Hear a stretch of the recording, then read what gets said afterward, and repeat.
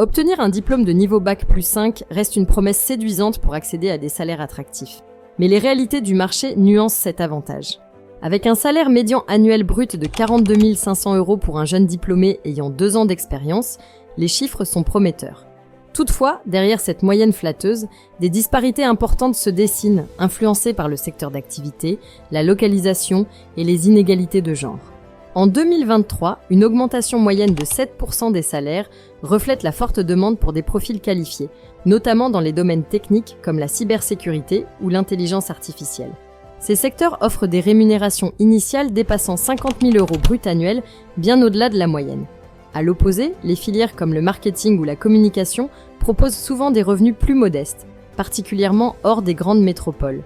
La localisation joue un rôle central dans la détermination des salaires. À Paris, grâce à une dynamique économique soutenue, les rémunérations sont généralement plus élevées, même pour des postes considérés comme moins techniques. En province, les écarts se creusent, bien que les diplômés d'écoles prestigieuses parviennent parfois à tirer leur épingle du jeu grâce à la force de leur réseau. Pourtant, les inégalités ne s'arrêtent pas là. Les écarts salariaux entre hommes et femmes, bien qu'inquiétants, persistent.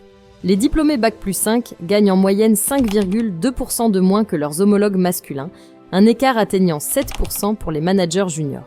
Ces différences, souvent liées à des choix sectoriels ou à des stratégies de négociation, témoignent de la nécessité d'accélérer les progrès vers une véritable égalité professionnelle. Ainsi, les diplômés des filières techniques et scientifiques continuent de dominer les grilles salariales, tandis que les secteurs littéraires et artistiques peinent à offrir des perspectives similaires.